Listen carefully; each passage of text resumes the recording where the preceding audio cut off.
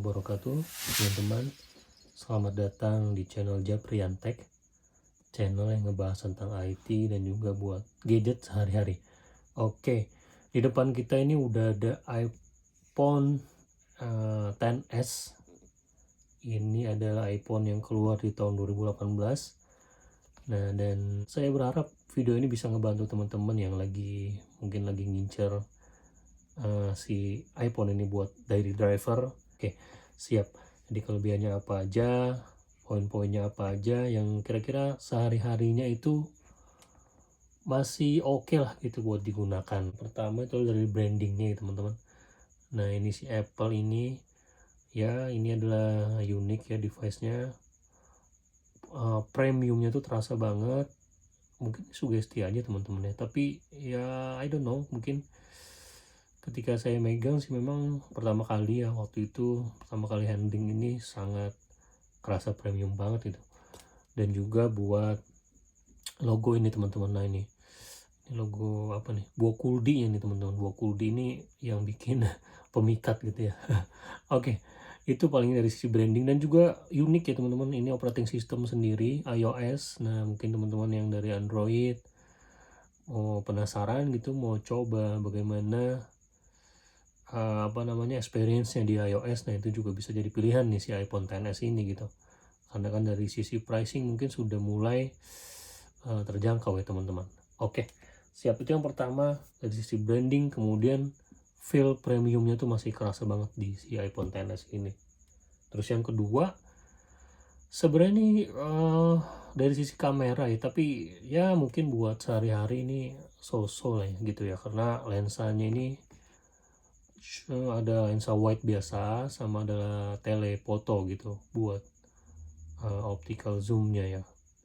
Tapi dia udah ada OIS-nya, sudah ada optical image stabilization-nya, jadi sudah untuk perekaman video ini masih oke banget sih kan gitu. Cuman kalau untuk foto ya standar lah ya gitu, standar. Belum ada lensa ultra wide-nya, kekurangannya. Kemudian mungkin untuk yang foto night mode-nya dia masih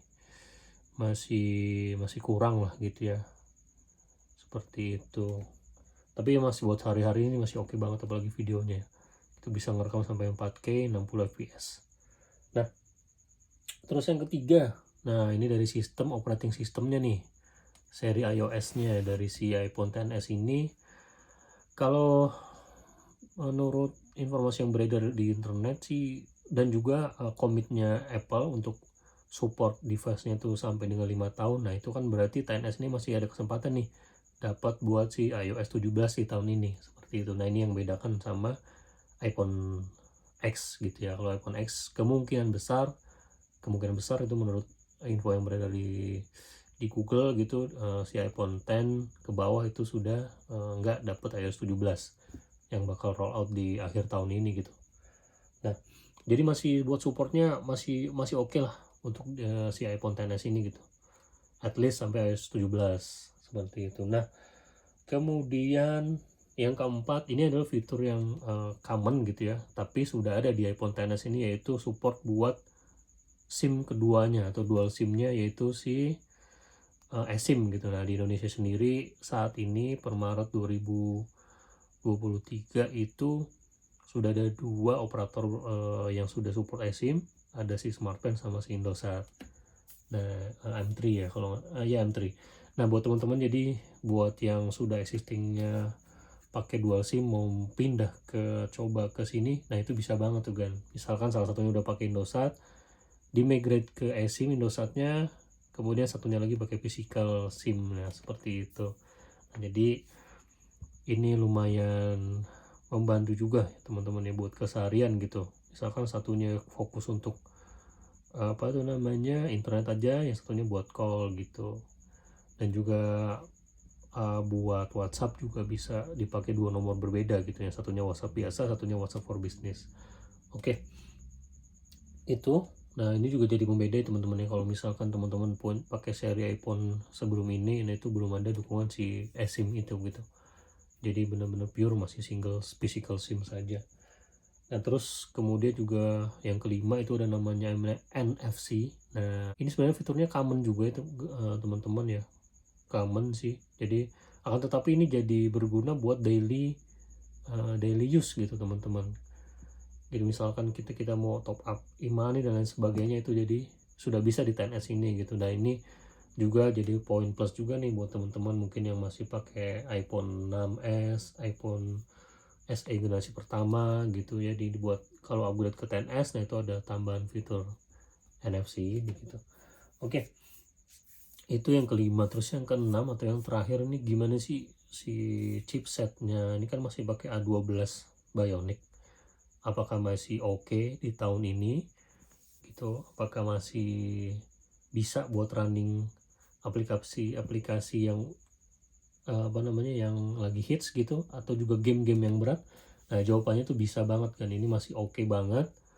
Semua aplikasi yang ada di Play Store ini sudah bisa dipastikan bisa running well di sini. Dan juga buat game di sini masih Genshin Impact masih oke sih, masih oke, cuman dengan catatan grafiknya dijadiin low. Nah itu masih nyaman lah digunakan buat bermain game-game berat gitu sekelas Genshin Impact gitu.